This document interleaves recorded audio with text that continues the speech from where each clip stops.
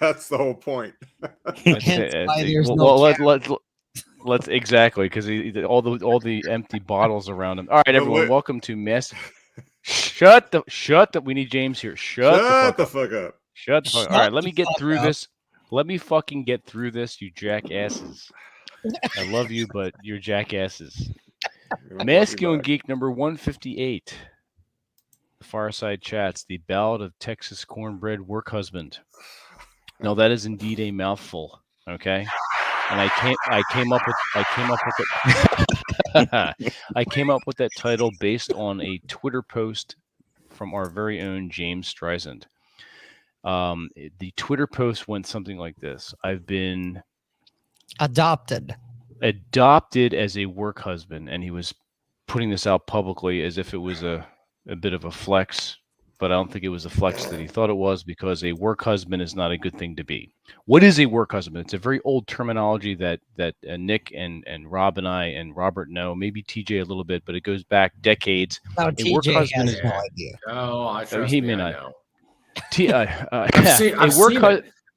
Yeah, exactly, and we'll talk about that. A work husband is basically a simp mangina yes man who has befriended a woman at work who is married, and maybe they're both married, but who is married and listens to her problems. Now, you may say, well, hey, Vince, what if they're having sex? Well, I guarantee you, number one, they're not, and if they did, that wouldn't be called a work husband, but that would be called an affair. Two different things. You don't get to recategorize stuff because you're a postmodernist. I think things have changed. Well, hang on. It doesn't matter. No. These categories are in concrete, TJ. They don't get to change because a new generation feels some type of way. I think we might. We're talking about. We're talking about specific. TJ. Yes, we're talking about specific. You're gonna get burnt by the cigar. We're talking about specific categories of relations between men and women that are heartening and disheartening. And the work husband is always disheartening, okay? Yes. Now, TJ, explain what you think is changing. Well, I think that if we had Rollo on this show, he would talk about how, because I don't remember if I chatted with him about it or somebody else did, but whatever, it doesn't matter. The fact is, if you're a guy who actually has your act together in the workplace, a lot of women look to that for some sort of stability that they lack in their own marriage, because the dude they married is like, they got to tie his shoes for him. I'm not saying I've never had that happen to me. Nobody's ever said to me, "Oh, you're my work husband." But I know guys who aren't necessarily simps. But that was 10 years ago. So it may have changed.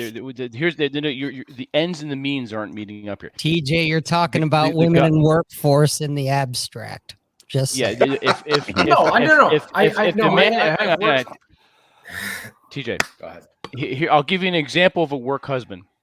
So the woman's having some issues with her husband for whatever reason that they are, and she wants an ear, and she becomes friends with a guy who thinks he's going to get some from her in some way, shape, or form. Gotcha. Okay. Gotcha. So he befriends her and does things. He'll maybe for instance, one man at work, he would bring in coffee every day for this chick. He lost weight for her because they shared an interest in horror movies and fantasy and other stuff. And she was complaining about her husband to him. So he thought, okay, well, I'm in. No, you're not in. It's not going to go that way, and it didn't go that way. It actually ended quite horribly. So no, right. the work husband is basically you're a girlfriend is what you are. That's what that is. If you're having sex with her and there's other things going on outside of work that has nothing to do with talking and the exchange of bodily fluids, then that's called an affair. It's not a work husband. It's an affair. Mm-hmm. Two separate things. Yeah. Yes, I think that this kind of goes back, I don't have an answer. I'm just throwing out a possibility. I think that in this day and age, it could be an example of where women are subcontracting a lot of different stuff. Where, because I've seen this, where there's women very specific parts of a band that they want, they find in a different man. So they've got like 4 different guys. Like there's the one guy that they hook up with, but they don't talk with them about anything important or personal. They call up the emotional guy. They call them up and talk to him about that. And then there's the guy that they have at work. They talk to him about very specific stuff. But when the guy at work, right? But I've seen this, when the guy at work is misinterpreting this because he's dumb, she freaks out. She's like, I don't understand why he's doing this. And it's like, well, yeah, you're treating him like a husband. Mm-hmm. Like, stop doing it. Stop being a spur. There's no point. Yeah, you're just supporting what Vince has already said, basically. Exactly. You're just that's what I'm saying is like, there's no difference. Thank you, TJ. Yeah, you're just saying what Vince said, but you're being brief about it. I'm saying that 10 years ago, I don't think that was the case. No, I think 10 years ago, that was the fucking case. Mm-hmm. Okay. It was the case 10 years ago. It was the case 20 years ago. I defer to St. Rob of Salt Lake. The interesting thing. I'm trying to get on you here, TJ. I'm not. But the shit you're talking about, not only did you just, choir, preach into the choir shit, but you just confirmed what Vince was just saying. Mm-hmm. And I'm looking at it going, well, let's see. I've been in the workforce since I was 12, which means I've been in the workforce for 113 years. Child labor. Yeah, you look it. Okay, I've been in the workforce since 1873. All right. TJ, turn your camera on. And nothing has changed. Bottles.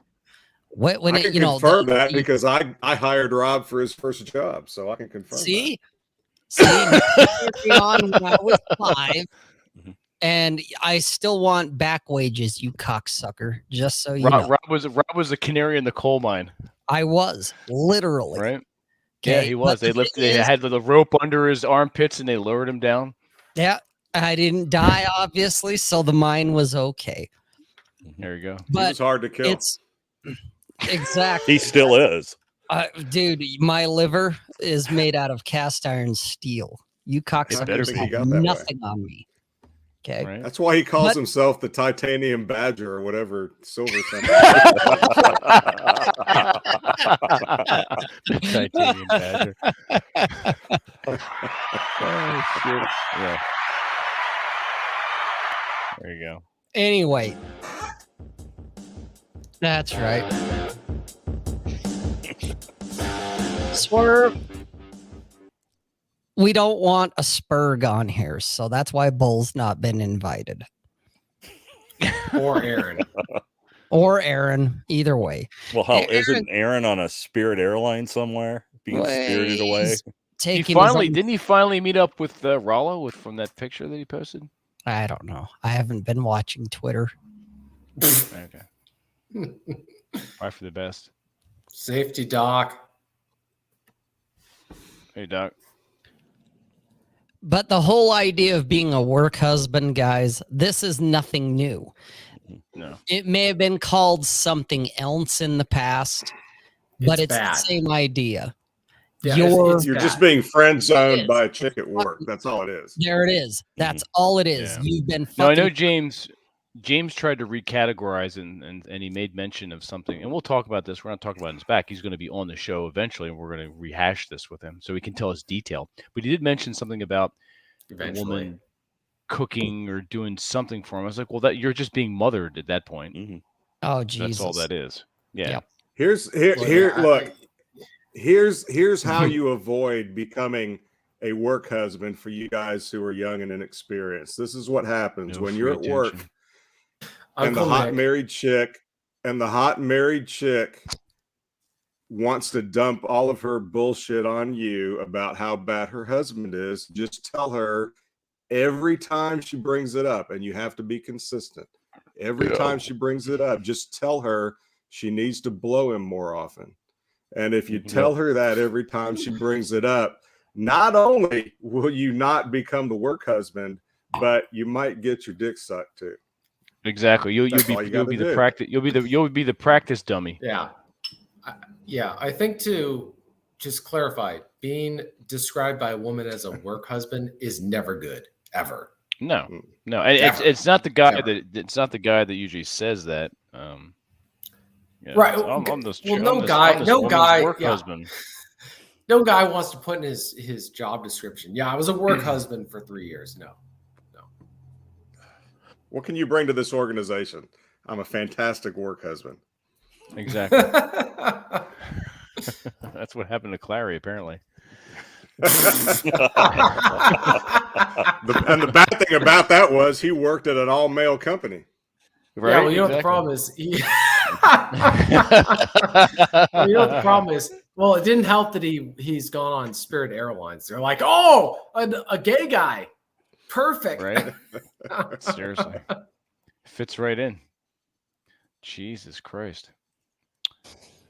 All right. We can't talk too much. I mean, we can continue on maybe giving personal stories and anecdotes that we've seen other guys suffer under this horrendous disease, but we really can't go into detail without James because we don't know detail, and he is late. Mm-hmm. So he did let me know he's going to be late, but he is late to his own schooling. Late to his own schooling. That Texas cornbread. He's not going to make it. Well, here's the thing. If James has become a work husband, Rob's right. He's not going to make it because at this point, James knows everything he needs to know to be able to avoid that situation or to flip it. And if he's not willing to do that, there is a lack of will in his approach, and he's well. Let me addendum that and add. Let me footnote that, and then you're very correct, Nick. But there's one key factor involved in that. He knows that. He theoretically knows that. Yes, he theoretically knows that. He hasn't had enough experience to actually put that into practice. So that's why he said what he said online. I see, and that's why, that's a favorite of thing. That's the horse that Rob and I tend to beat the most is the guys who, it's all in the abstract. All they do is talk. All they do is listen. If you go into some of these private men's groups, it's like a fucking women's flower club in there with them, pouring over the minutia of every aspect of their interaction with every chick. And I keep reading over this shit expecting, all right, so, when do you fuck her? When does she suck your dick? When does she make you a sandwich? When does any of this happen? And it never fucking happens because all these guys want to do is vent like women and get sympathy like women and give sympathy like women. It's a huge circle jerk, yeah. And you guys who are leading this shit could do something about it, but you don't because you want to give advice, you want to do all this other shit. Here's the advice. Shut the fuck up, James, and do something about it. Everybody on there, I'm going to make this brief, but I got to get this off my chest. Everybody in this space, everybody in this chat, everybody in those groups has read and listened to Rollo, Ryan, Rich Cooper, all these guys who are putting out and spitting out the facts every fucking week for the last umpteen years. You're a bunch of lazy, bitchy, goofy motherfuckers. You know what to do. Quit talking about it. Go fucking do it. Because anybody who really knows doesn't give a shit about all of your, multi-paragraph stories. Get out there and hit it. Your theoretical fucking abstracts. Yeah, your mental models are shit. Mental models is just masturbation. It's all bullshit. Get out there and do the thing. And if you're not doing it, you ought to be embarrassed to be talking about it. Don't be throwing Discord shit in my chat. Out. What are you doing? What the fuck? I'm out. It was well said, Nick. Thank you. And Christian Soto, 123 brought up a good one. 2 to 3 years and still asking the same damn questions. Mm-hmm. Right there, that tells me everything I need to know. You don't want to get better with women. You don't want to actually fuck women. You just want to talk about women like women. Okay? You just want to emote. and you want to, talk about abstracts and hypotheticals and what ifs. And it's like, what if you got off your fucking ass and went out there and actually talked to a woman? Exactly. But no, that's scary. So Rob, we can't have that. Or Alex, I'm messing with you. Although, or it's any of, or am I?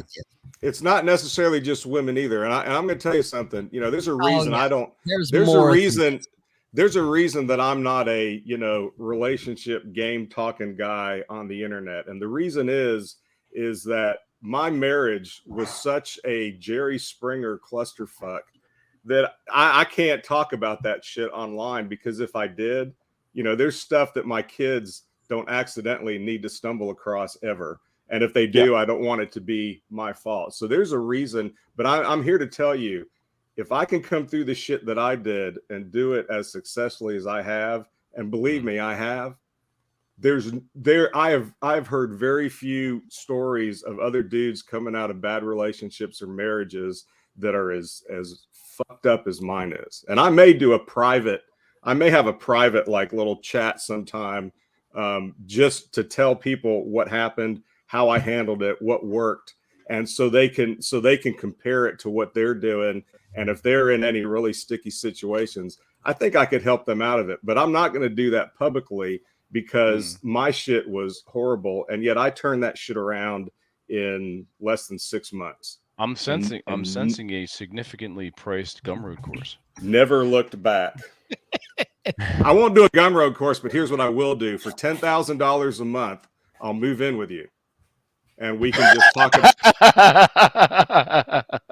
I'll buy dinner. We'll talk about it over dinner every night for as long as you want. There you go. I like it. Dinner, you know what? There's a good model right there. Dinner and drinks with Nick. That's right. Dinner and dancing with Nick August. And make sure you wear shoes, not sneakers. That's right. Just not sneakers.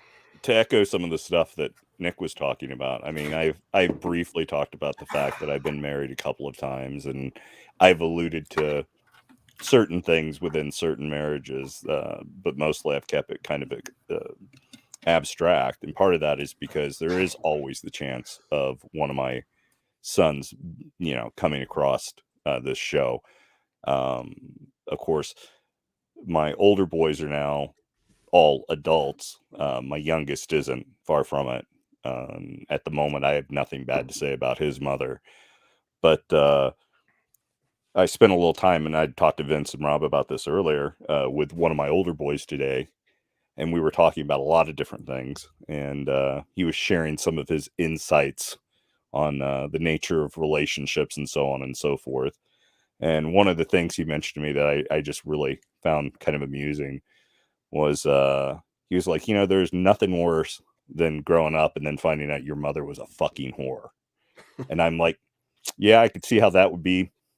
Ouch. I'm like, I'm like, I understand. And he was not, and I'm going to preface that by saying that he's not necessarily talking about his own mother, but just we were talking about a lot of different stuff.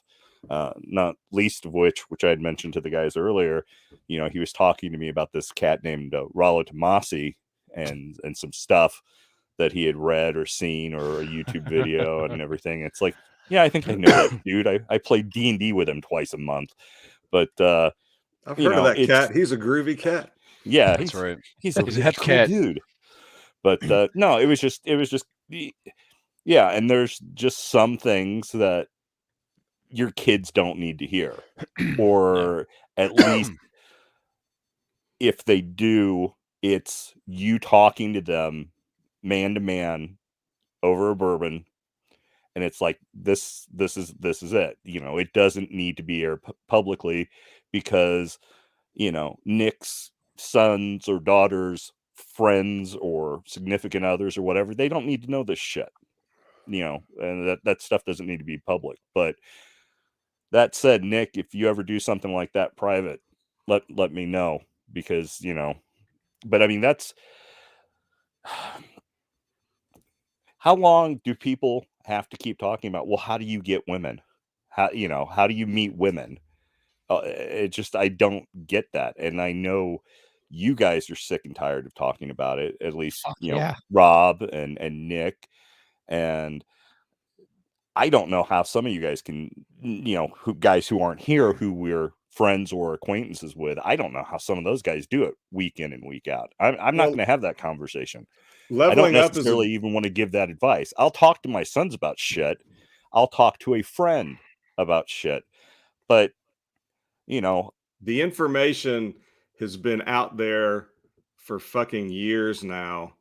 Decades. You know, even if you only consider like the contributions from 2000 forward, that's 20 years that all of this shit has been out or been pouring out. And anybody comes into this space now that doesn't know how to improve their life, improve their physique, all that kind of stuff, they would have to have been living on an island without, you know, electricity and running water for the last 20 years. Everybody knows what's out there.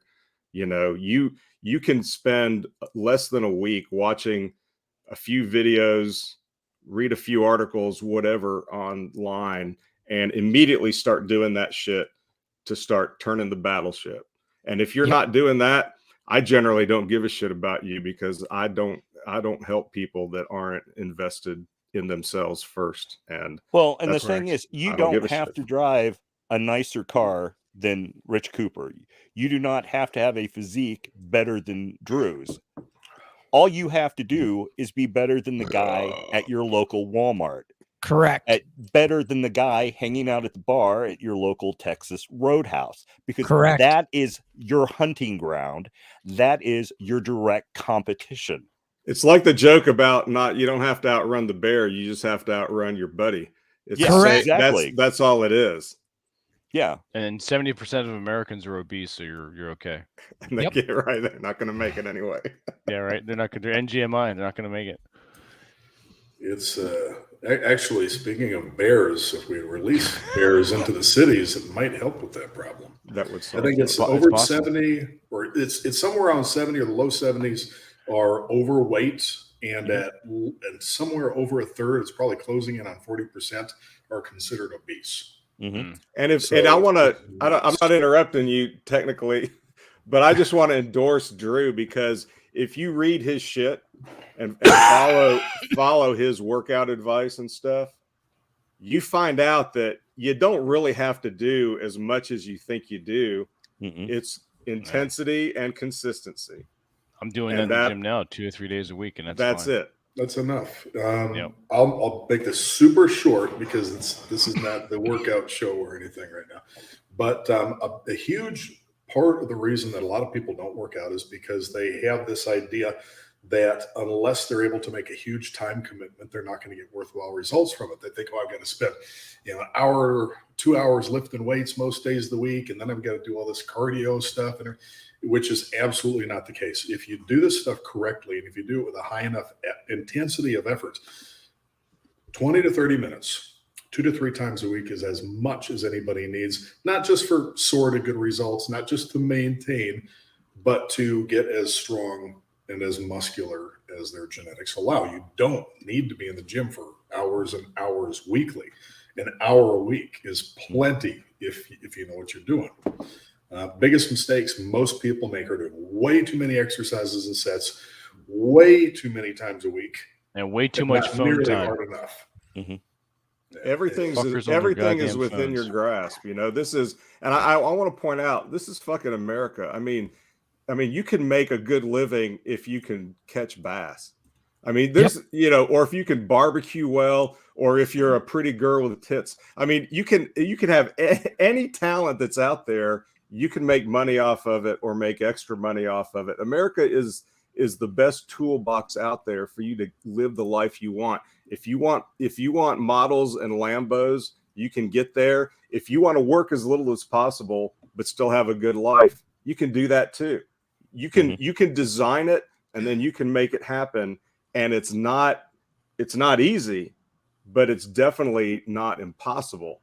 And it's for doable, anybody who doesn't avail themselves of this toolbox, if you're in America, and this can happen anywhere, but especially here, there is so much out there that all you have to do is have the will to get off your ass and make something happen. Well, I mean, Correct. granted, there's some other factors too, including like eating really poor quality food and too much of it, but never in the entirety of human history as a species have we had it so easy to survive. We hardly have to do anything to survive and Correct. survive well. And we've never had so much food to eat, especially the crap. But I mean, we've never had such an abundance of food and such an ease of living. I mean, and that's a good chunk of why we're so bad, and in particular, why we in America are so much worse. It's because we've got it good. Now, you're not going to hear that on the news. You're not going to see that on CNN or Fox or anything like that, because there's nothing, you need to hear how bad it is and how hard it is. But when you look at the entirety of the world, we've never had it so good as a species. Most Americans are blue ticks on a big old yard dog. Mm-hmm. That's all they are. They're just laying there. They're sucking that, blood. They're getting fat, and that's all they're doing. And you can do that too if you want to. Just don't complain about, how you can't get laid because you're just, some lazy tick on a yard You're dog. A piece of shit. It is. You're a piece of shit. Unbelievable. You're a piece of shit, and you don't even know it. That's the problem. Even the homeless. Well, now you do. Country, the worst of the worst, the most destitute, have it better than the vast majority of humans who have ever lived. Mm-hmm. It is the kind of lives that even the poorest and most destitute live now would be almost unimaginable to our ancestors, just a few thousand years ago. Mm-hmm. I mean, we have it so easy, and it's the reason people soft and weak. Mm-hmm. I mean, I walk around my house sometimes and I will think about what I've got, and I'm not, this isn't a castle. I don't have Lambos. Got everything I need, pretty much most of what I want. I don't have to work that hard, if at all, most of the time. And I will walk around, and after I look myself in the mirror and tell myself I'm a piece of shit, mm-hmm. The reason I do that is because I realize that, if I were living like this 800 years ago, I would be a fucking god in whatever land I found myself. Well, and most of us are that way. Mm-hmm. Well, and 800 years ago, Vince, Rob, and I, and Nick were the oldest fuckers in our village. Correct. Yep. I mean, really, we are. Yep. So, you remember that scene in Monty Python and the Holy Grail where King Arthur and his knave or whatever, or his horse going through the countryside, clicking the coconuts and everything else, and that one peasant says to the other, "Hey, that must be a king," and the other one goes, "How do you know?" And he says, "He hasn't got shit all over him." Yep. He's the only one that got shit all over him. He doesn't have shit all over him. That's true. So, these are words to live by the way. Yes. Yeah. Tits and soup. Yep. Give me tits and soup. I'm going to be happy for a long time. That's all you need, really. And that, I'm not not necessarily in that order, but preferably in that order. No. And you can follow it up with more tits after the soup. The full quote is really, "I like money, tits, and soup," but I usually leave the money off because I figure everybody likes money. So that's correct. Yeah, this is and the tits and the soup is just funny.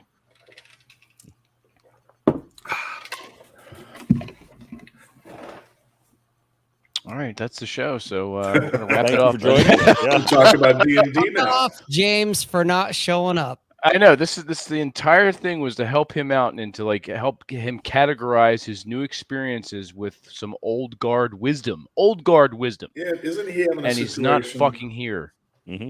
He said something about being a work husband, but I think he was adopted as a misusing work the husband. term. I don't think he doesn't really understand that category and that the concept of that, because he has nothing to compare it to, and he hasn't been out and about in the land of women for that long. Mm-hmm. I do want to give one shout out to TJ because he's the only millennial I know who's punctual. Correct. He was one of the more punctual people out there, far more punctual than I am. But most millennials are not. Most millennials are. TJ is an 80-year-old man in a 35-year-old body. TJ Cheers. when he was a kid back when he was like 7, back in elementary school. Huzzah! Teacher said to TJ, TJ, what do you want to be when you grow up? And he said, old.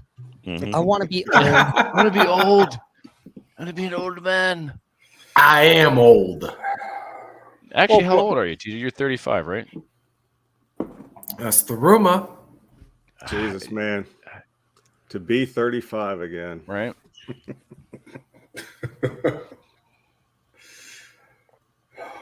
It's holy. Ain't you retired? Not me. I'm in my prime. I'm in my prime. Yeah, I'm in my prime. yeah, you look it.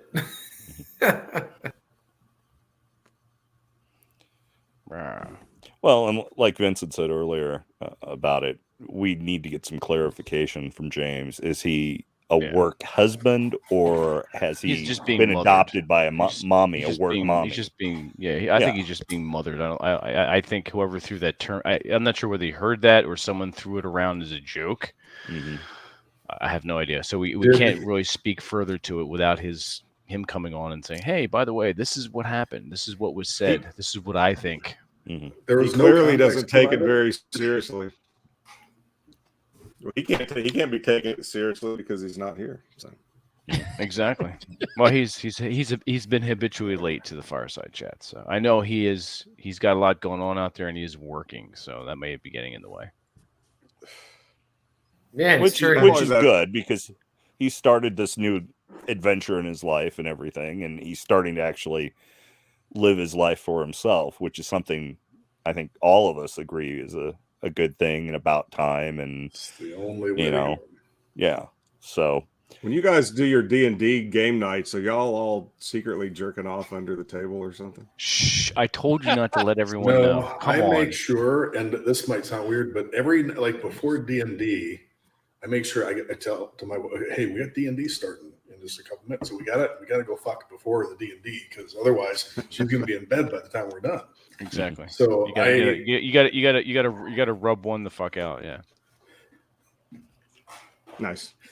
Yeah. What, you don't wake her up after the game as an intruder in her room? No, right? I gotta go fuck her before the game. He puts why don't you both? He puts the pantyhose on his head and just goes in and just ravages her. Yeah. That's funny. But no, Nick, we're not jerking off while we're playing. We can't roll the dice and all that stuff. Well, back when I was married, my ex-wife used to blow me while we were having like Skype meetings and stuff like that. So I was just wondering. No, there's nothing wrong with that. That's good. That's fine. That's perfectly acceptable. Yeah. Just make sure that when you're having this Skype meet, you don't want the public to bear witness to your O face. So you have to turn off the camera when you're about to come. Mm-hmm. So just saying. Well, I left the camera on, but I would mute it. So, okay.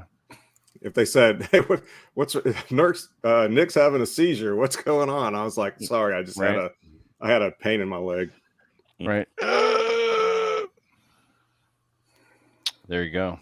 And on that note, once again, we're done for the evening. That is it. It's going to wrap it up today. No, I'm kidding. Joking. These sons of bitches. No. It went from work husbands, work wives to D&D to jerking off and having Zoom meetings while you're doing it. So we're running the gamut kind of tonight. weird. A little bit.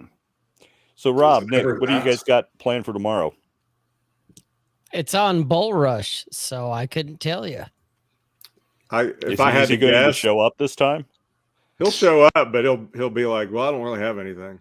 So Well, that motherfucker was already hitting me up in the DMs. Hey, what was the third part of the 3-part whatever? And I'm like, I don't know. You're asking sober me. Talk to drunk me. yeah. So I don't remember. I'm not here to be your personal fucking secretary. Go look it up if you're concerned. Well, what we had decided was we're going to have a 3-part, for the next 3 weeks, we would have a 3-part discussion on a subject, and I would handle one aspect of it, Bull would handle another, and Rob would handle the other. But I was drunk too, so I don't remember what the topic was. Jesus, I don't either. Probably make something up at this point. Yeah, why not?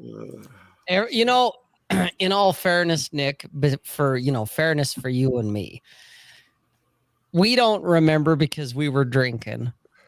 Bull doesn't remember because he's Bull.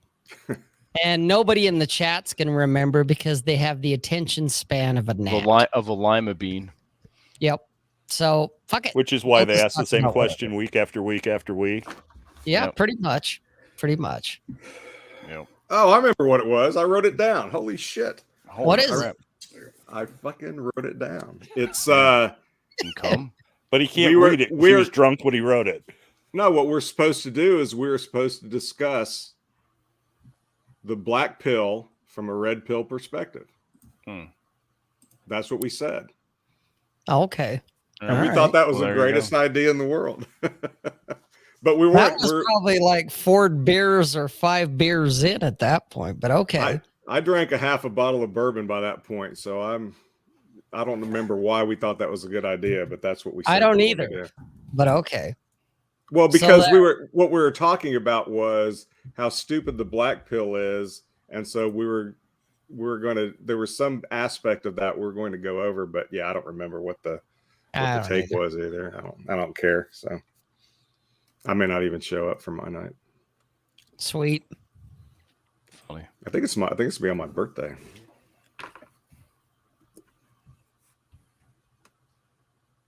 Well, is there really much to even say about the black pill? I mean, that's pretty much resigned to being game over, isn't it? Oh yeah, for sure. Well, we're gonna talk about something like I don't remember. We thought we were geniuses in the after party, in the after show. We were like, oh yeah, that's gonna be great. And then now I don't remember, Marty. I wrote it down. That's the only reason why I know now what it was. For some reason, I thought it was so good that I wrote it down. It was fairly memorable then. Huh? There was my segment was going to be the Black Pill Volume 3, the Nick Jr. years, and so I think it was something about how I told Nick Jr. to keep him from being Black Pill or something. I don't know. Yeah. Okay. Like he needed my advice for that. That kid, I think that kid was fucking when he was 13. Could be. But anyway, that's another story. Jesus Christ. Mine was, so. Jake happened to be, well, Jake's his real name. Nick Jr. happened to be, he was a fucking stud. He came by it all naturally, and he get that from his mom? He was. He got that from his other dad. His other dad, yeah. But I'm one in the wood pile. Yeah. He came out of the gate like that, and he like. I know there are a lot of dudes out there that talk about only bang 9s and 10s, bro. Actually, he's the only person I know so far in life who's actually come the closest to that of anybody. It's crazy. It's a thing to behold. Yeah, that sounds like my number 2. So it's and that brought up its own set of problems when he was a teenager, because I was like, look, dude, you show up to some girl's house and her dad's waiting for you in the driveway with a shotgun. Because he dated plenty of country girls or girls with country dads down here that I was like, you better be careful. So he made it out alive. That's all I can say. He's gonna make it. Maybe. Maybe so. He probably will. Sounds like it anyway. He's got a good start. Yeah. So something about crotch. If anything, he's one of those rare dudes that it came too easy for him, and you know, which is why he rarely ever asks my advice, because you know he already knows why. He was already getting what he wanted. So nothing you had to say would make much difference. Okay, I got it. Well, plus, you know, chicks these days, if they liked him, they would just start sending him nudes on his phone. So why do you have to learn game and shit when you got that going on? You don't have to. Yeah, there's nothing to really work at that point, except which one you're going to fuck first. Now, he was a bit of an asshole, so that helped. But oh, absolutely, always does, and he still is. But nice. What are you drinking, Nick? I'm drinking Buffalo Trace. Okay. And some water. Okay. Rob probably had separate glasses though. Drew's got his. I try not to mix them. Oh, okay. Drew's got his protein shake. Yep. I just spilled. Nice.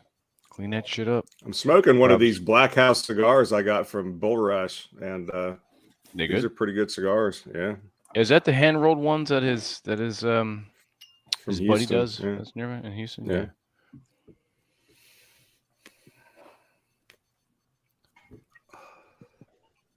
It's cornbread. There we go. All right. Where the fuck are you? He's hiding. What? He's trying to stay anonymous. He's gonna. I say, yeah, he looks like like Gollum in a cave. His little eyes are shining. Have you been? Did you really get abducted by your work mother? He's trying to message us from the basement for help. I know, right? We don't. Hey, dude, keep the lights off. We don't want to see your precious. All right. We Hey, John.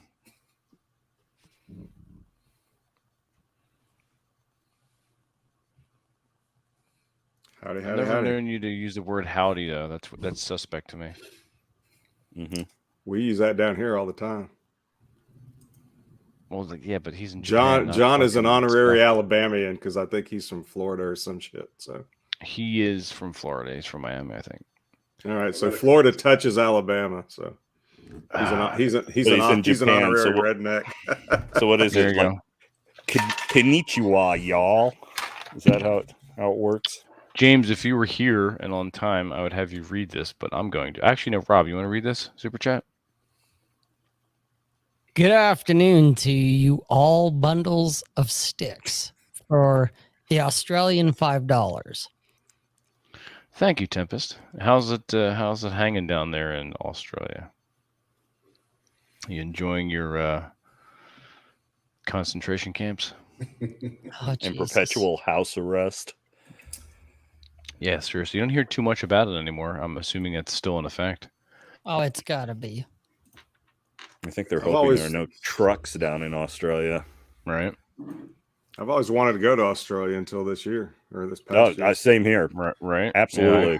It's completely put a kibosh on that idea. Yeah, we're not going to be traveling anywhere for a while. I told my wife if they require vaccines or if I can't carry a gun, I've got no interest in going there. Well, I tell you, the only place that I've really gone in the last year I've been down to Florida multiple times because my son lives there, and I have a girlfriend that moved down there this past year. And I got to tell you, man, I mean, Alabama was pretty chill on the whole COVID thing and masks and all that bullshit. But I tell you what, I've loved being in Florida because everywhere I've stayed in Florida, I've been on the East Coast, I've been on the West Coast, and every place is a party. Nobody's wearing masks, at least the places I go. And, maybe you got some of the old retirees down there that are scared of their own shadow and they're wearing masks, but everybody else, it's just, it's been one big party. It's been great. We have morons, but here they're a little, they're more of a minority. I mean, it's not like California or New York. All right, Cornbread. Jesus Christ. apparently it doesn't work. StreamYard doesn't work well on phones. That's a given. I don't know when they're going to be producing an app, which would be nice. However, at this time, you can only go through your browser, and it likes, for the most part, likes Chrome the best. Oh, fuck Google. Well, when I was, I did a couple of let 'em burns from down at, little Spur Girls place in around Jacksonville, Florida, and I did that on my phone. It worked fine. Oh, okay. It could be the internet Worked connection. better also than my browser internet you're and computer work here. That's pretty sad. Oh, I think it froze for a second there. But yeah, that's what I kind of saw, Drew. It was like it's mainly the same way here, but in Florida it was definitely that way. It was where there were still people masked up in cars and all that stuff. I could see them driving around. Most of the time it was older people, and they definitely were not trying to call attention to themselves and make scenes anywhere I was at. They were all they were staying in their lane, and that was good. At least we haven't had a lot of problems with that. None that I'm aware of.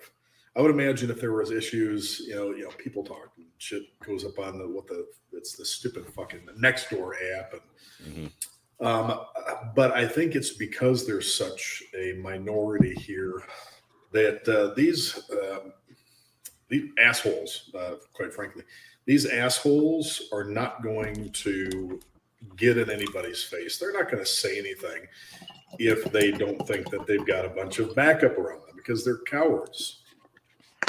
They're not going to do shit. But you go to some place exactly right. Where it's one of these blue pustules on the map, and you're going to find a bunch of them. If they think that they've got numbers, then they'll try to start shit.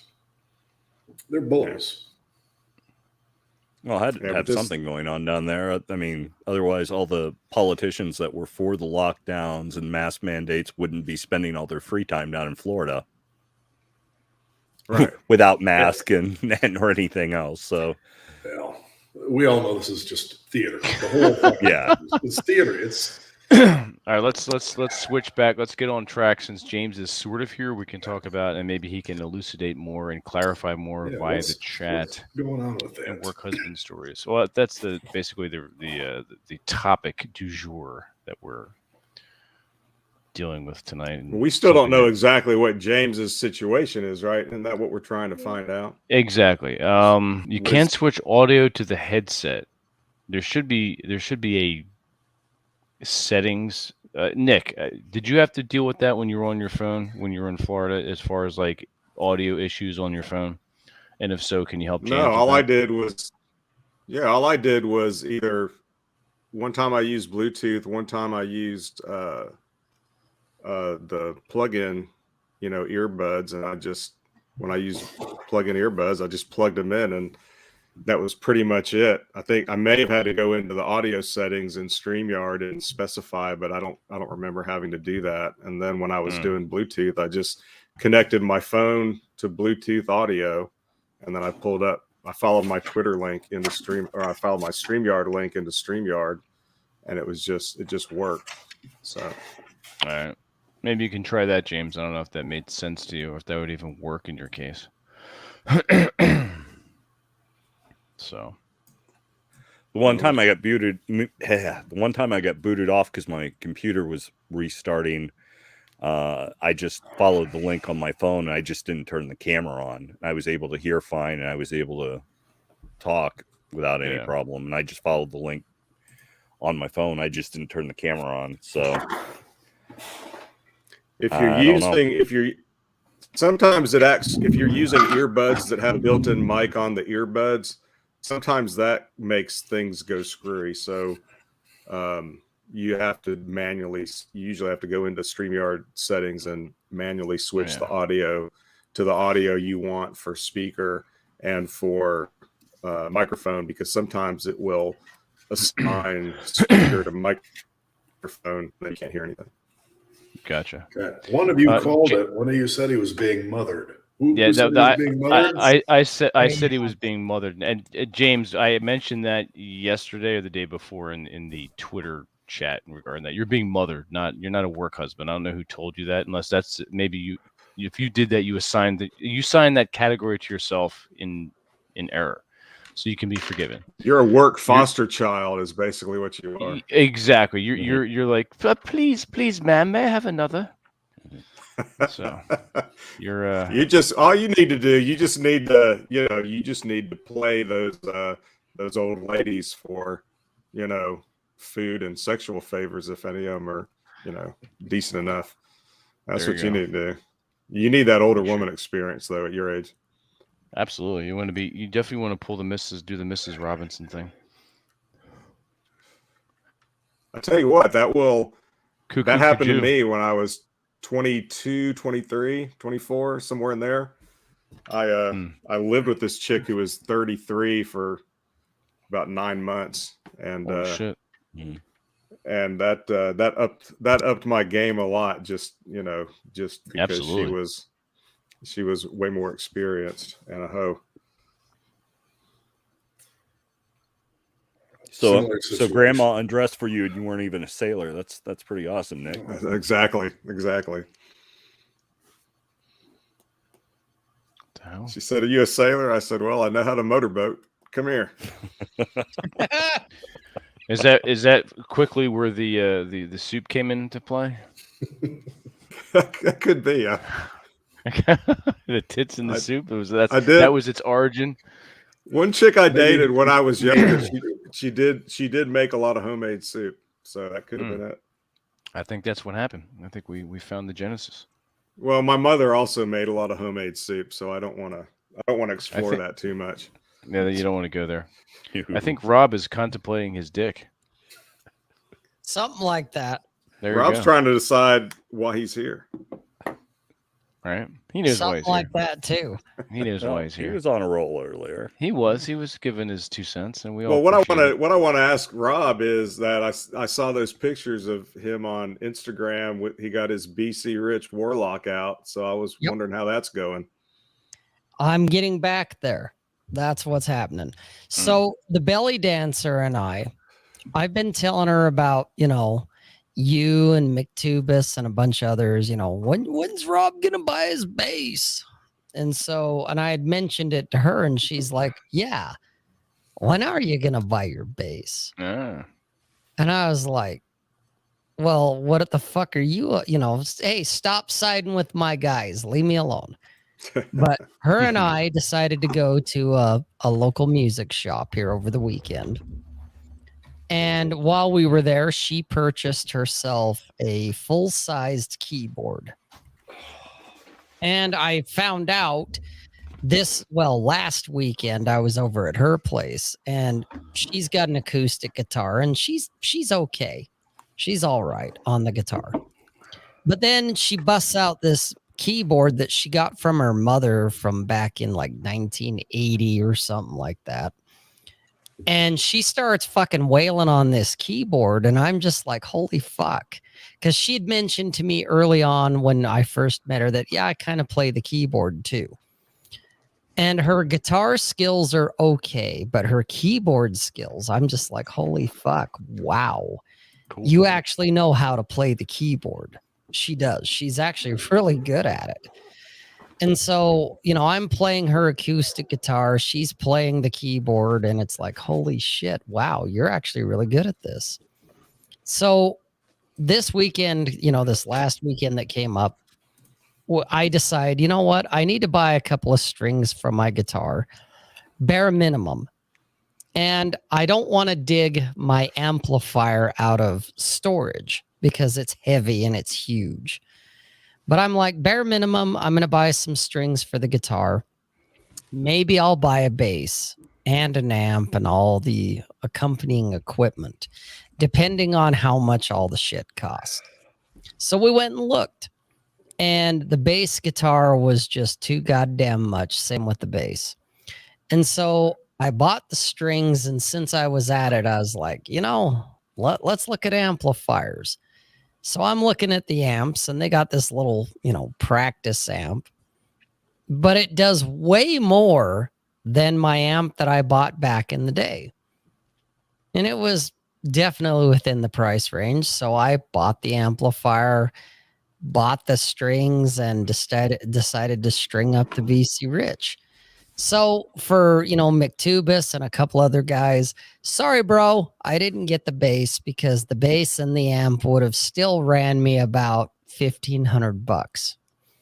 Instead, I spent, $20 on strings and a couple $100 on an amp, but I'm playing again. So that's what happened there. That's good. Uncle Misogyny will soon get back together for a reunion tour. Right? Nice. Yep. Sponsored by Butthurt, I'm sure. Oh, yeah. And homeschool, you're not wrong. She does play everything. She plays the skin flute, apparently. Yeah, my little Spurg is good at woodwinds. Mm. There you go. Or as Vince said, the skin flute. That's right. As long as it's not the swinette. Wait, what? Rob knows what I'm talking about. The swinette. It's the hairs on a cat's ass. Yeah, I didn't even know that. Yeah, I'm telling you. Hey, God damn it! Look, you I'm telling you. Watch it, or I'm going to tell you about skin curtains, and then you'll. No, la la la la la. We're going to change the subject before Nick goes off and sends us into suicide. Okay, so I ain't gonna do it. Right, McTubis, bring it back. Is that just like thinly sliced roast beef? Hey, no, Vince, don't be goddamn there. Leave it there. You wish it were that. Yeah. Oh God. Shut up, both of you. Shut the fuck up. That's right. Shut the fuck up. So McTubis, dude, I'm still gonna get the bass. It's still coming. Okay, but the basses they had at the particular guitar shop wasn't exactly what I wanted, which is why I didn't want to buy one. That's part of it. Part of it was also the price tag. And I was just like, I can't justify the expenditure yet, which is why I restrung the BC Rich and bought a smaller amp. Okay. But it's still coming because I know it's like, oh yeah, I'm going to end up with a bass. But for the moment, for the short term, it was cheaper to buy the strings and redo the guitar. And I've enjoyed it very much. So that's awesome. What kind of bass are you wanting? McTubis knows because he sent me the fucking links. It's the I forget the actual name of it, but it's a 5-string number 1. Because if I'm gonna do it, I'm going 5-string. I want that bigger punch at the end. Right. So it's a 5-string, but it's basically the bass guitar that Tom Araya from Slayer plays. But it's a 5-string. And McTubis sent me a link for it, and that used the son of a bitch is like $1,500, and I'm like, oh, that's gonna be a minute. So,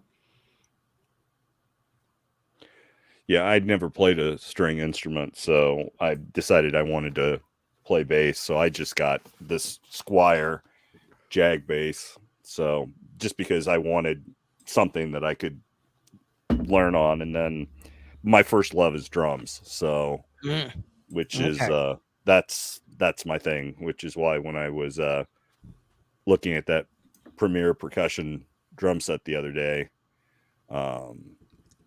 it really caught my eye, above and beyond just the fact that it was like the perfect colors for me. But it's about 35 years old, looks brand new, in really great shape, and was actually still made back when Premier was still made in England. So guys like Clem Burke from Blondie plays Premier, Ginger Baker played Premier, and so I mean they're even on the low end, they're really, really nice sets. So, and this was a little independent mom and pop music store, and they were willing to offer me a really nice deal on it. So I'm all about drums, but I would like to learn bass. And so I picked that up just so I could practice it. And I don't get to spend nearly enough time with it.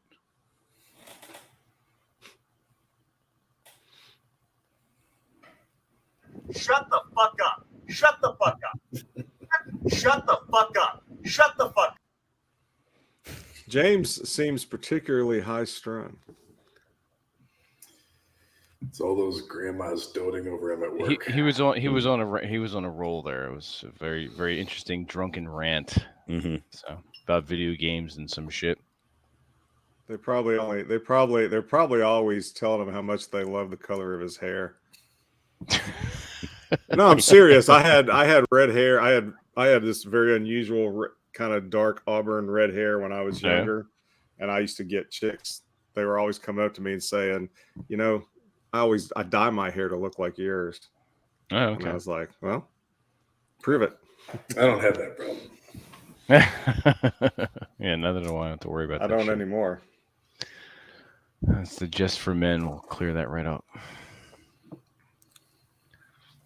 So, cool. All right, so we cleared up James. To be honest, I guess you really didn't have to be here. You cleared it up quite succinctly with one paragraph in the chat. So we appreciate that for you dropping in and clearing that up for us, James. It's quite an easily explainable thing. You're being mothered, so there you go. And not for nothing, have at it. Keep it going. Yeah. Yep.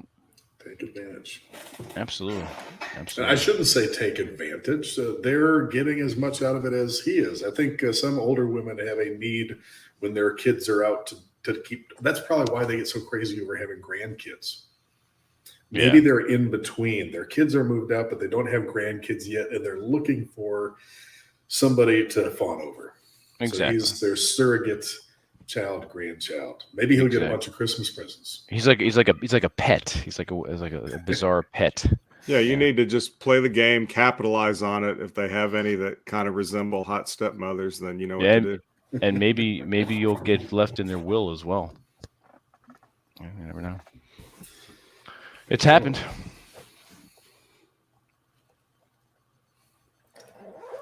They're all running to change their beneficiary to James right now. Exactly.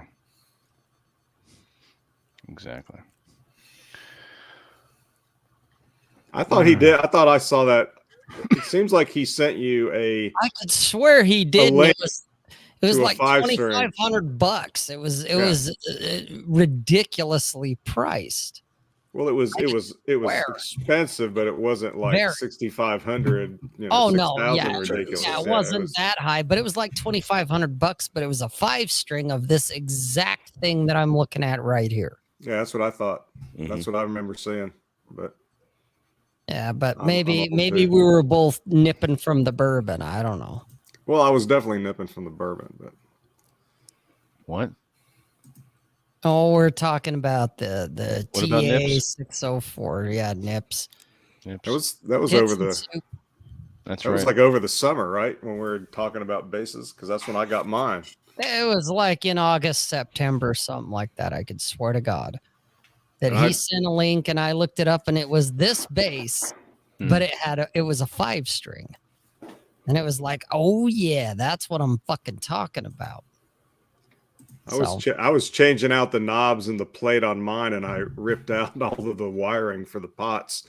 So I've got my base on the workbench, and I've been trying to solder them back, so I could play it again. And so far, I fucked up the soldering job, mainly because here we go. They broke a little bit. No, McTubus sent me a different link there. It's in the chat. But we're getting there, because we are. It was when you gave me like the whole gaggle here, but there is a 5-string. There's a couple of 5-strings here. Are you talking about that TA 604 FRX in the black? I'm looking at if you click on the link, it'll take you to espguitars.com. Right. And I'm looking at the F1005 and the F205. Oh, okay. The ones I'm looking at. Yeah. Without clicking into them, I'm just looking at them. Gotcha. But I swear to God, it's pretty close, and it might be what he sent me. The F1005 looks to me like what I remember it being. And it could be, but I swear to God, the price was higher than that. Because it was around $2,500, whatever link he sent. Hey, But all I know is I'm going for a 5-string. If I'm buying a bass, I'm going 5-string. Okay. there's a dude on Instagram named Fernando Rosa. He's from down in Brazil or somewhere in South America, and he puts up all these videos of him playing bass to all these, you know, classic songs, mainly funk, but some rock and other shit from the 70s and 80s mainly. And damn, that guy's good. He's got a nice old Rickenbacker. He's got a nice old Fender jazz bass, I think it is. Check him out on Instagram because he's pretty cool. He's pretty funny, and he's really good. Fernando Rosa.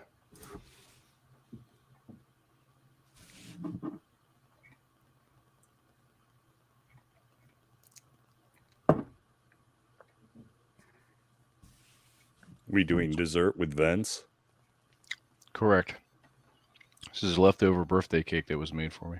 Oh, okay.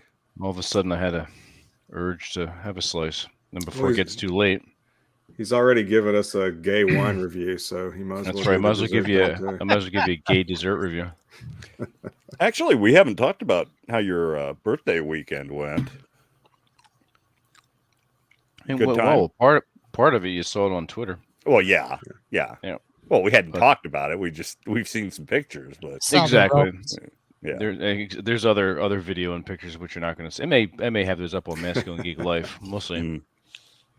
But no, she made me cake, got me gifts, took me out to dinner, got me a bottle of wine. I'm like, oh, well done. Solid. You've passed. You're at the probation mark because it's. I give my girls that I want to bring into my life a probationary period of basically 90 days. It's like a job. It really is. I mean, that's essentially what it is. And they have their resume, which they elucidate over time with their behavior. Around 90 days, the 3-month mark is a good idea for a man to get a sense of the woman that he's with, her behavior, how she acts in public, how she acts with you, whether or not she's going to follow your instructions. So she has made the probationary period, and she will be permanently collared probably within the next week or two. It depends on how quickly the eternity collar gets to me. I think that's a good point because I do essentially the same thing, a little bit less structured or formally, but really the same thing. And I think that kind of ties into what we were talking about earlier and what I've been seeing about all these dudes in these private groups talking about, frame. I can't even get frame. I can't do any of this. And you guys should listen to Vince and listen to him describe what he does. You don't have to do it the same way, but everything that happens with Vince happens in his frame. And he's very good at articulating that. And you dipshits out there that are always whining about you don't know how to have frame, pay attention to Vince for a while because he lays it out there. I do. Thank you, Nick. Knock it off, cat. Talk about frame. This fucking cat. I'm going to frame his ass in a coffin soon. Jesus Christ. He smells the cake. Yeah, if you want more of my wisdom as far as frame is concerned, come over to masculinegeek.life. I'm not giving away that shit for free anymore. I had to earn this shit. I had to work at it. No one told me jack fucking shit. Okay. So if you want to earn it, either go out and do it or pay for it. Exactly. Fuck you. Pay me. I'm going to pull an Aaron Clary. Every once in a while, I'll throw out some tidbits like I just did. Well, with the whole 90 days thing. So there's a freebie for you, But Nick is correct. Rob is correct. Everyone here on this panel is correct. I mean, for the most part, I think everyone, well, not everyone, but most people that come to our channels have an idea of what to do if they're not doing it already. So in some instances, the smaller channels, such as we're operating in a bubble. Every week we'll if we talk about this, we're going to talk about the same damn shit because you guys already know this, and there's only a couple ways we can say the same thing without stretching shit, and you're just chewing over old soup, tits and old soup. So yes, not old tits and soup. No, not old tits and soup. Tits and old soup. You're chewing over old soup. So it's like after a while I get tired. I'm like, you guys, no. If you're serious about learning about things that I do, things that Rob does, and Nick, you can two ways you can do it. Rob said you can pay for it, and we can mentor you, as it were. It's not going to be cheap. It shouldn't be cheap. But the best way to do it. Yes, I know I'm losing money here by saying this. The best way to do that is to go out and do it yourself. Yep. And the best way to do anything is just to do it. But Vince, what about if I have to? How do I start? You just start. Okay. Most guys, with women, most guys, I think they want steady sex in their lives. That's admirable. Find out how to do that. Figure out how to do that. Try and test. I'll tell you my favorite thing. My favorite thing is when you initially get that buy-in from her, and whatever happens after that, whether it goes anywhere, whether it's a 1-day fling, whether it it doesn't even go very far. Part of the fun once you kind of get into it is just I'm not gonna call it the conquest, but it's just like seeing the light go on in her for you. And that the more that happens, the more you're going to go out there and do that kind of shit. And kind of like with what Vince said, I was thinking today back to when I started flipping the script for myself. I wasn't in any group. I wasn't talking to anybody about it. I was, I sat down, I figured out what I wanted, and then I just started going out and doing it. And I didn't want to talk about it. In fact, talking about it made me kind of sick. And it still kind of makes to talk, because it just seems so masturbatory, beyond just a small conversation or two about it. And I think that's why I think that the dudes out there that are really doing it, they're really not even talking about it all that much. They're not asking that many questions, because at some point you have to get to the point where talking about it, even if you're talking about with dudes that know what they're talking about, just gets boring and irrelevant. You'd rather be out there doing it and experiencing it, because what you're doing is you're experiencing life, and you're experiencing what it's like to, people talk about how people can't change. I don't know whether that's true or not. Whether you're changing, you're definitely changing your circumstances, and whether you're changing yourself or you're just, letting out something that's always been in you and you've been holding back. That's where the exhilarating shit in your life really comes from, is out there doing that. And that doesn't apply just to meeting women. That applies to, work, to whatever, music, to whatever you're into, whatever you're doing. That's where you end up having your good life from. And if you're not doing that, it's no wonder that people are depressed and whining online and all that other kind of shit, because they're not getting any energy from life, man. Well, I can remember being younger, and of course there was no Rich, there was no Ryan, there was no Rollo, there was none of that. But you would still every once in a while hear certain older guys talking about things, and it's like, yeah, it's really weird. I wasn't interested in getting a girl. I wasn't looking for a girlfriend. I wasn't trying to do anything. And next thing you know, bam, there she is. And there's that relationship. There's that sex. There's that what. And it all came down to, I wasn't looking for it. In other words, I wasn't reeking of desperation. Why don't girls like me? I was just living life, doing what I wanted, when I wanted. And lo and behold, women are attracted to me.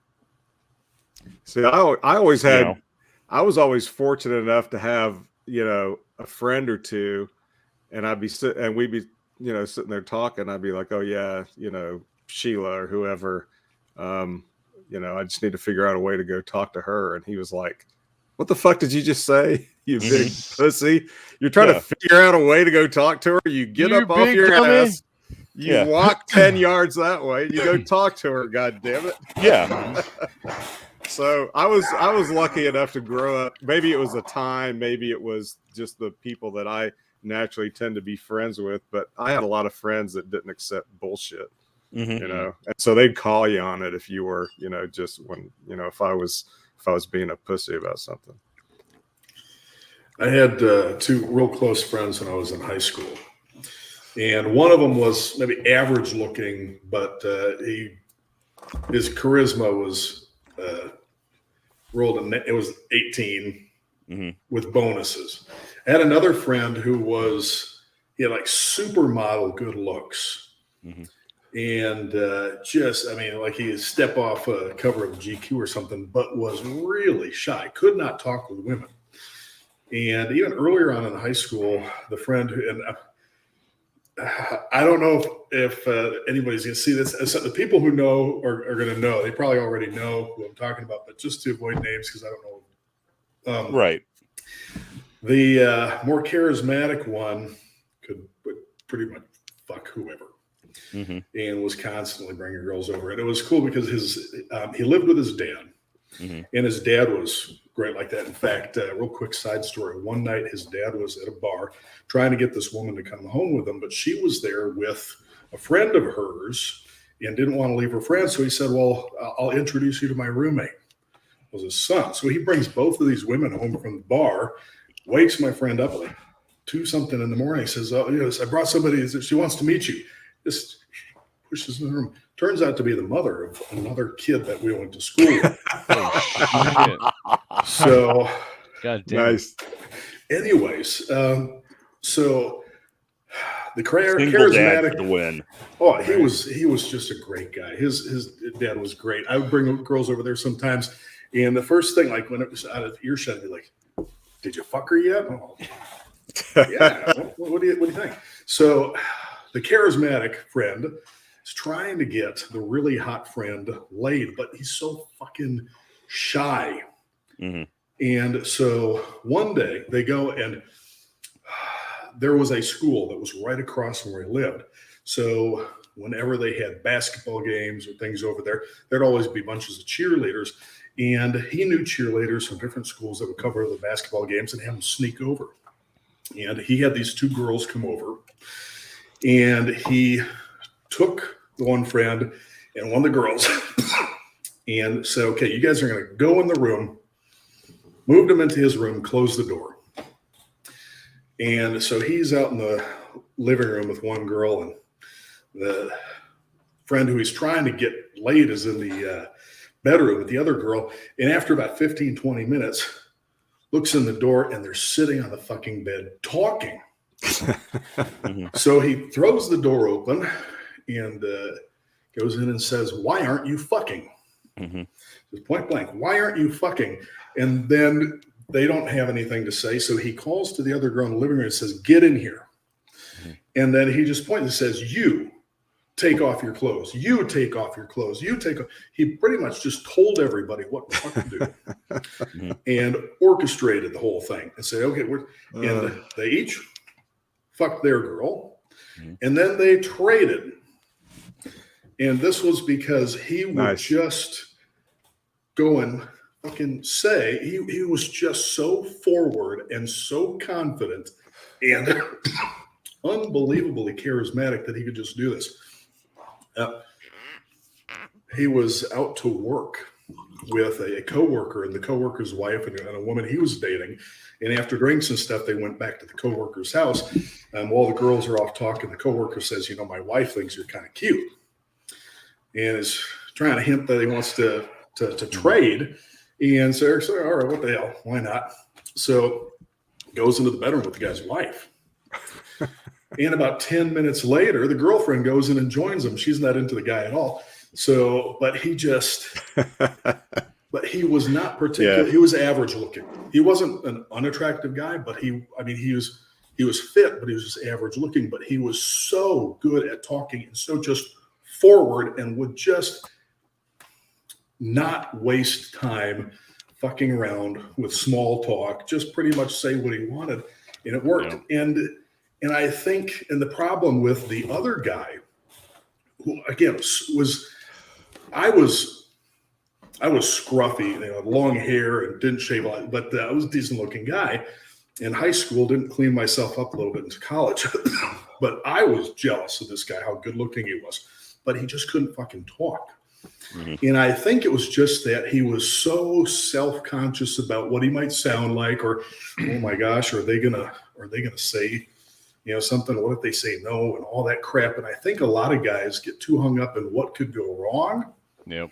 That they're afraid to just go out and say stuff and don't worry about all the shit that could go right. And quite frankly, I didn't know anything about any of this game shit. When I shouldn't say shit. I shouldn't downplay it. I mean, obviously there's some benefit to people. When I was in high school and whatnot, it was just, if you wanted to fuck a girl, you walked up to her and you said, hey, I'd like to fuck you, or something to that effect. Maybe not quite as blunt, but I have actually done that on occasion. And sometimes I got, not slapped, but fuck off and stuff. But a lot of times it did work too. How dare you? How dare you? It was downtown. Gosh, I don't remember. Whoa. It might have been 16, 17, something like that. Just saw this girl coming up the street. She's fucking hot. Walk up to her and said, we should have sex. I'm going to be over here before you leave here tonight. Come and find me. And then I turn around and walk back over to my friends. Didn't see her for the rest of the night, but she showed up where I worked a couple days later. Apparently she had come back after I had already left and was asking about me, and they told her where she could find me. And I remember this because I was at work and I was a line cook at like a truck stop diner thing. And the manager comes, I had to have a job to pay for fines for dumb shit that I get caught doing in high school. So the manager comes back into the kitchen and he says, okay, there's somebody here asking for you. And he points out the window thing where he had the food trays. And I'm like, holy shit, okay, that's her. And I didn't even get to get the words out of my mouth before he says, just punch out. I got you covered. and let me go for the night. So now that's a good wingman right there. But he was. I was very fortunate to have some really cool people that I was friends with and worked with. But I just, I got, I've gotten some words from people and shit. But I think if I hadn't just followed the charismatic friend's lead there and just said, what the fuck do I have to lose? What's the worst thing that could happen? She says no, or maybe she tells you to fuck off, or maybe she calls help, who knows, depending on the approach. But more often than not, it worked. Well, I had a friend very similar to that in high school. I'll call him Donnie. And he and we played football together. He was a goofy motherfucker.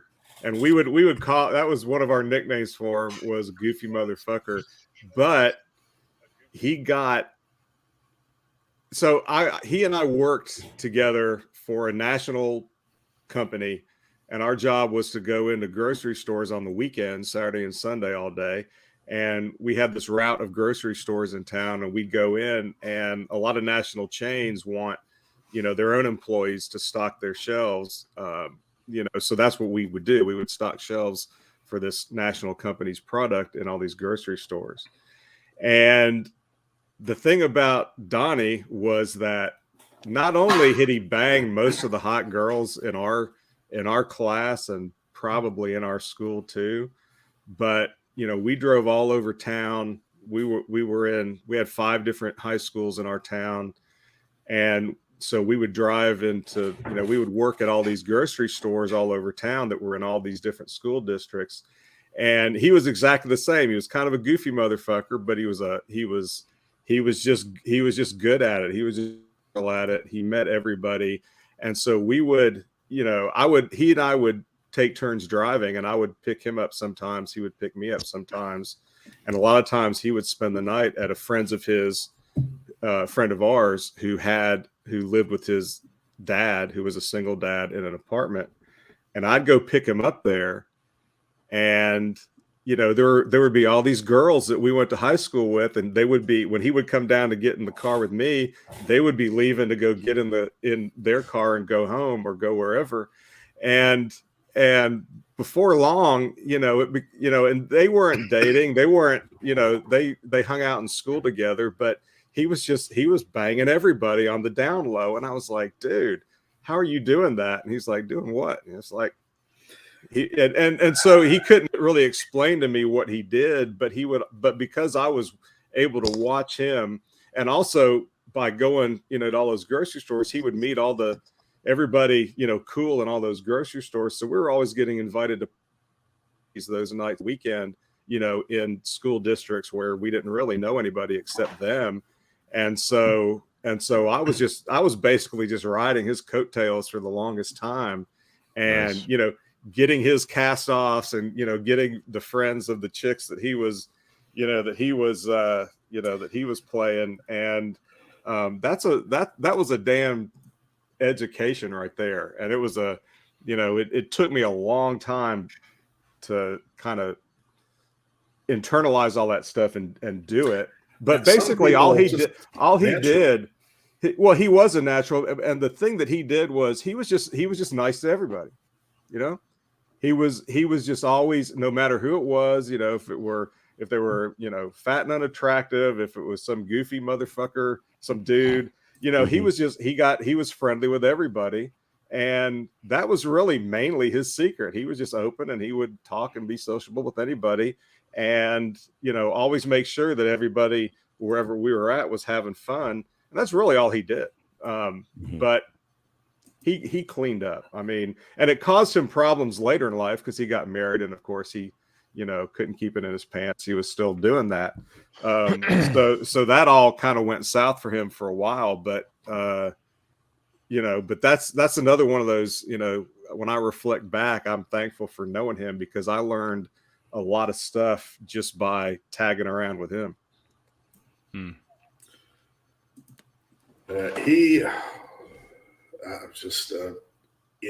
know a lot of people probably exaggerate the kind of numbers that they've got, but I honestly don't think I could even come up with a accurate estimate of his. No, same here. Just nuts. Well, he was also, because he was that way, he wasn't necessarily the most loyal dude. So a lot of times the chicks that he was banging, they had boyfriends that we played football with, but that's, if you think about it, those lessons are there. If you happen to be fortunate enough to be in a place to witness them, and you realize what you're watching, is because, all of the same stuff played out. They had their boyfriends that were, the good looking guy, captain of the basketball team, whatever. But they would still run around and, and sleep with this dude on the down low all the time. And I know, because I was there to see it. He was like, man, you can't tell anybody. I was like, I ain't gonna tell anybody, but it was wild. It was wild. I still don't know if that guy in our class whose mommy fucked, if he ever found out about that. Yeah. Although, you know what? That was, I don't know if there's a statute of limitations for that kind of thing, or if Wisconsin has a, what is it called? There's close in age exceptions to some of those consent rules. Mm-hmm. I'm not worried about it. Unfortunately, he passed away a few years ago, and I doubt anybody who sees this that might possibly remember this is going to say anything anyways. But man, yeah, there was a Domino's Pizza that was down in the corner, not too far from where he lived. Mm-hmm. And he was banging the woman that was the manager of that place, so that we would be getting free pizzas sent over. It was, yeah. He got free stuff all the time, because we would go, he would sweet talk everybody, and we had these typical places we would always stop for, breakfast or lunch or whatever. And one of the grocery stores there had a little cafeteria kind of thing in it back then, and he'd sweet talk. There was this chick in there. She must have been in her 30s, and he would sweet talk her all the time. And we'd go in there and she'd just be, cranking out free biscuits and gravy and all kinds of stuff for us back then. And like I said, I was basically just riding his coattails and getting his seconds, which at the time I didn't mind. And, we also kind of thought about him as, we were like, well, it's amazing what he does, but, he's bad. We should not be like that. So, that blue pill shit was kind of, cramping our styles for a long time. And if you're good looking and charismatic, women will give you free shit. Well, like I said, he was kind of goofy, but he still had that charisma, like you were talking about with your dude going around. And, so by the end of it, we were just always getting, we get free biscuits at not McDonald's, Hardee's. And I miss Hardee's. We should everywhere. We don't have any around here. Yeah, we'd get free steak biscuits. We go through Hardee's, or we'd buy coffees, and then they would throw some biscuits in a bag and just hand that out to us when we went through the drive-through and shit like that. It was, he had the whole town wired. He was just one of those guys. He always got all that shit everywhere, and it took me years to.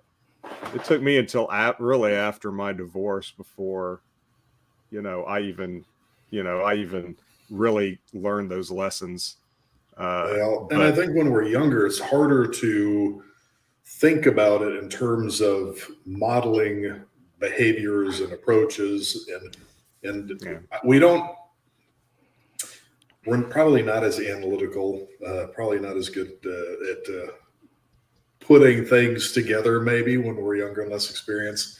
But I keep, and I know I'm not alone with this. It's probably something that all of us do, thinking, what if I could be, 15, 16 again and know all the shit that I do now. And the worst thing, and I keep kicking myself about this, and different people have different opinions about this, but I actually regret, I regret a whole lot of the women that I didn't bang when I had the opportunity, who were, maybe 5s or 6s. Yep. And I was like, at the time, but now I'm like, what? I should have gone. I should have fucked her anyways. It would have been fun. Yep. It would have been fun. And I've got all these pictures coming to mind. I could have done that. Could have done. Yeah. Didn't because of no. And I'm like, what the fuck? I should have. I just should have done it. Yep. Well, it's like that. It's like that nice guy, that blue pill nice guy stuff. That was the deal. I wanted to be known as a nice guy, as a good guy, as a solid guy. I didn't care about that, but I did, and that's kind of that's part of what screwed me up, is because I was so concerned with being a nice guy, and doing the way everybody else thought should be done, that I missed a lot of those. I missed a lot of those opportunities too. And, one of the things that I used to get criticized for by other parents when my boys were teenagers is everybody I would tell them, be like, you don't need to get serious with anybody. You need to go out and date as many people as you possibly can. And I would talk about that. And it's funny because I would talk about, back then I was going to church, and I would talk about that in our Sunday school class with all the other moms and dads, and the moms are all like, the dads are all just kind of, they're not saying anything, and the moms are like, oh, so you're just teaching your boys to be players, huh? I'll make sure I tell my daughters not to go out with them. And I said, well, you got to think about it.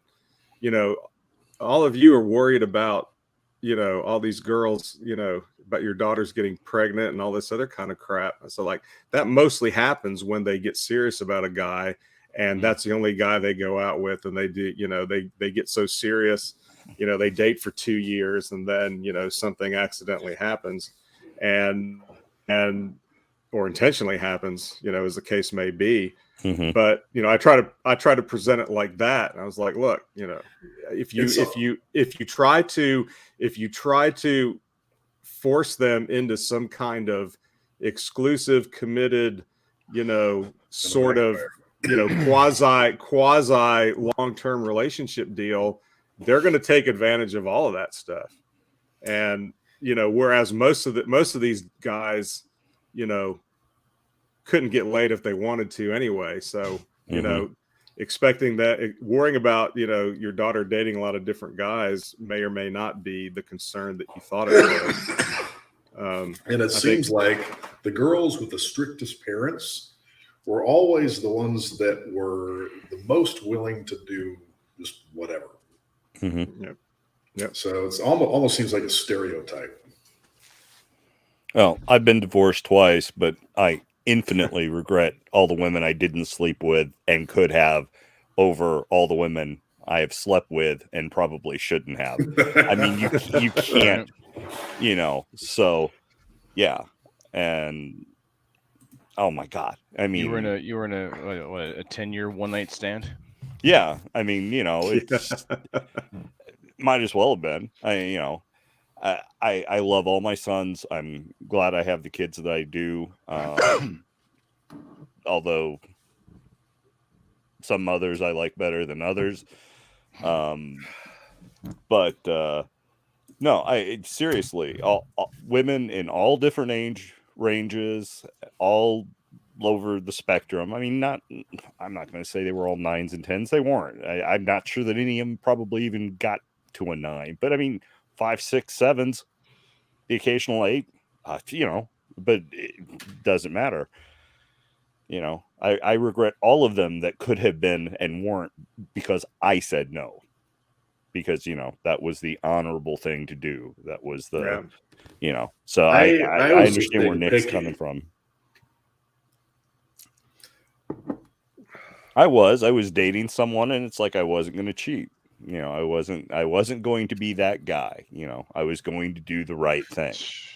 I was that guy a lot of times. Doing the right thing. Yeah, I was that guy a lot of times. Yeah, seriously. And girls dropped me off at other girls' houses that I was dating. Yeah. Oh, that didn't happen until later in life. But I mean, no, when I was younger, I took that stuff seriously. And the thing that makes it worse is that one of the women that I'm not going to cheat on her, despite having numerous possibilities to do so. Not work spouses, but actual full blown office affairs. I didn't do. No work. But I didn't do any of that because I was dating her or I was seeing her or whatever. But when the lady at the store you work at, the owner of the business wants to sleep with you and so does her best friend, why do you say no to that? Especially when you're 20. Well, and then you can always go get another job if things get weird. But if you're in an established, yeah. But I mean, that's what I mean. So yeah, the ones I didn't and should have, I regret infinitely more. So I completely understand where it's coming from. Yeah, there's a lot. I've had the same experience where I've looked back on either the ones I knew I could have, and I just was trying to be, the white knight and say no, or, I was protecting her from herself as well as, whatever bullshit was going through my head. And then also the ones that I realized later were making themselves available, and I either totally misread it or same kind of thing. I was just like, well, you just got out of a relationship, so I don't think this is a great idea or whatever. And I look back on that stuff and I want to beat the shit out of myself. Absolutely. Which is why I can't look back. Because looking back is not going to change anything. All I can do is take that knowledge and use it moving forward. All I can do is take that knowledge and pass it on to my sons and my grandsons. That's it. That's all I can do. And honestly, my sons and grandsons are the only ones I care about imparting any strategies to. Because everybody else's sons and grandsons are competition for the mating privileges of my sons and grandsons. So screw you guys. Well, isn't that how the game's played? My older boy is already married, so he's pretty much, Well, your one son doesn't sound like he sounds like he should have been given his old man advice, right? Well, yeah, in some ways, if I could go back in time and be, been 16 with him, then I would have definitely been, learning some stuff from him. And not that he didn't screw a lot of crazy stuff up, but he was, again, a lot of these stories I'm not going to tell in public because, they're his stories. Yeah. Well, and it's a small town too. And so it wouldn't be that hard for the right person to, if they stumbled across this to know what I was talking about. But Right. but yeah, I mean, it was like he's actually done things the way if you could do that thing where, okay, I'm going to go back and I'm going to do this. If I could pick the way I could relive, 18 through 25 or whatever, it would be difficult for me not to go, the way of Nick Jr., because he's been pretty much a Chad the whole way. And, if I could have had that kind of attitude back then, I would have done a lot better too, I think. And I mean, he was sending me pictures over the weekend of him down in Key West with, this blonde chick he's seeing right now. And it's like, damn, boy. I'd like to say you're a chip off the old block, but I didn't do it as well as he does. So, good for him. Indeed. But the thing is, he went out and he made his mistakes, which is what everybody should do. That's probably like the best advice. Certainly some of the best advice I've seen Rob give. That's what we've been saying all evening. Is just, you got to get out there and get up there. Go out there and adventure. Yeah. Be willing to take some risks and make some mistakes. Yeah. It's not going to be perfect. In fact, it'll never be perfect, but you have to go out there and take that first fucking step. I think, like I said, most guys in the chat, well, not most, but some guys are married. Doesn't mean you don't stop doing shit. Oh, Rob just like took a shit. Speaking of shit, Rob, don't leave us. Lost my train of thought. Yeah, most guys know what to do. It's book wise and theoretically, you know what to do. You just go out there and put into practice. Yep. That's all. All right. We're gonna take it. What the fuck? Fucking internet. God damn. How long have you been frozen? I don't know. It's like it was one of those days where it was cardboard Rob. That's right. Jesus. Fuck. All right. Any last thoughts or words you want to impart, Rob, before we sign off? Go out and get fucking experience. Fuck up. Make mistakes. Say the shit you want. You'll calibrate and you'll figure it out as you go along. Calibrate. I like that. Well, that's the term I remember back in the mystery method days, back in the early aughts and whatnot, as they talked about calibration. And that was a nice way of saying, dude, you just got to fine tune whatever it is you're saying or doing. And that's what it comes down to. The only way you can calibrate is you have to go out, you have to say and do things, and some of it's going to be stupid shit, and girls are going to, they're going to do that shit to you, and you go, oh, well, maybe that was too much, because even I do it even now. While we've been waxing poetic about shit, I've been talking to chicks online to see what'll stick and what doesn't. Okay. Some chicks are going to be like, ew, fuck off, and block, delete, whatever. Others are like, yeah, tell me more, daddy. And so you don't know until you try. You just have to do it, and you figure out after a while, okay, this is too much, but this isn't nearly enough. And the thing is, most of the time, most guys are scared of their own shadows, and I get it. I really do. I get it. But you're scared of your own shadow, and so you don't nearly push it nearly as much as you think you are. So it's calibration. I like that. Saturday, I think it's at 2, right, Rob? On the 19th. Rob and I are starting up a new... I thought it was the 22nd. Is it 19th, the Jeffro Johnson? Yeah. Wait, 19th is a Saturday, isn't it? Yeah, that's right. No, yeah, it is the 22nd. Yeah, the 19th is Jeffro. Okay. I have the right. Oh shit! I gotta finish my PC and send it over. Yeah, I know. I was hoping TJ would stick around so he could roll up his character tonight, but I guess he forgot. That's not a problem. It's not going to take that long. The Tuesday the 22nd. Saturday the 19th is the D&D game. Tuesday the 22nd. Rob and I are starting up a new a new monthly thing called Books and Broads. Mm-hmm. There's a small description in the link that I just threw out here. You can go check that out. It's going to be good. Be about an hour or two. We'll announce the book as we get closer to that date, but should be interesting. So Rob has said his piece. Anyone else want to impart some wisdom, some earthly wisdom before we sign off for the night? I can't think of anything to add to what we've already covered. All right. Nick? I'd say the thing to focus on, and the thing that worked for me, and I think everybody's different, especially when it comes to so-called inner game, which I think is partially valid and partially, vaporware, is that you gotta figure out what works for you, and the only way to do that is like what Rob says, is to do it. And for me on my own, I realized that being dependent on the outcome was what was shutting me down at the start. So I had to learn how to be outcome independent. And the way I tricked myself into that was to just tell myself that I don't care whether it goes well or it goes bad.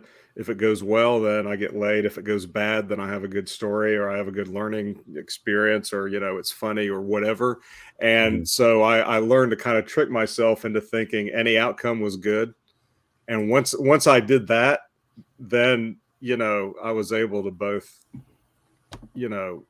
approach who I wanted to approach and just handle things without really giving too much of a shit. And once I got to that point and started having some better success, and by success, I mean more, I always did all right, but I wanted to do all right with the chicks I actually wanted.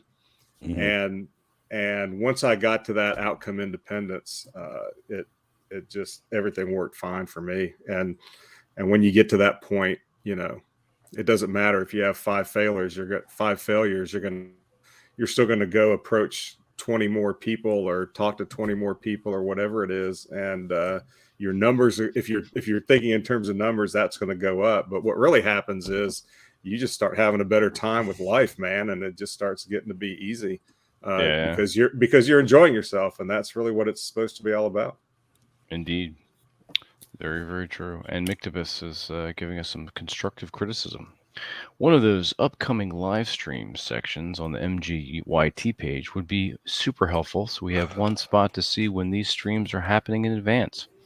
Well, that's what the notification bell is supposed to be for. But I will say, you may know something I don't, Mictobus, because I haven't seen an upcoming live stream section. I mean, if you go to our YouTube page, normally a live stream that's already scheduled in advance is going to show up there. I don't know if there's a special tab for that. If that's something you may, like I said, you may know something I don't. If there's a special tab or section for that, please clue me in, or I'll take a quick look through the YouTube back end. But I'm not, as far as I know, nothing like that exists. But I'm assuming, since you're saying it, that it must. So I'll take a look at that. You son of a bitch. So, Robert, any worldly wisdom for yourself? Just put down the Chilton's manual, get in the car, and fucking drive. I mean, it's the only way you're going to ever get anywhere. And that's, so stop reading the books. If you've read them once, you've read them enough. Yep. If you want to go back after the fact, but you gotta put the stuff into practical application. You gotta do it. Now there may be some of you guys out there saying, you know what, Vince, guys, shut the fuck up. All I want to do is be fat on the couch and eat snacks and drink. All right, that's fine. You're content doing that. I'm not going to disparage that. Fine. Go ahead and do that. That's completely fine with us. But if you sense that you're missing, like, you get this nagging feeling that there's something else out there for you, or you want something more for yourself, you have to do it. As we all say here, as we say over and over and over and over again. Do it. You have to do it. Do it, you son of a bitch. Do it, you fucker. God damn it, do it. Do it. But yeah, Mictobus, there is a, like, if I log out of Masculine Geek and go to, and then search for Masculine Geek and go to our page, you'll see, like, in the very beginning sections of the videos section, If you click on the videos tab, it'll show the ones that are getting ready to go live and that are scheduled.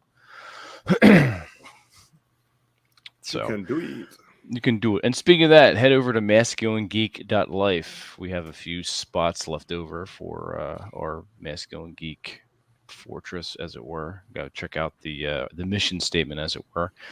And if we know of you or someone vets you, then that helps you get in. If not, send me a contact. So go to the contact page and say you want thinking about joining up, and we'll have a little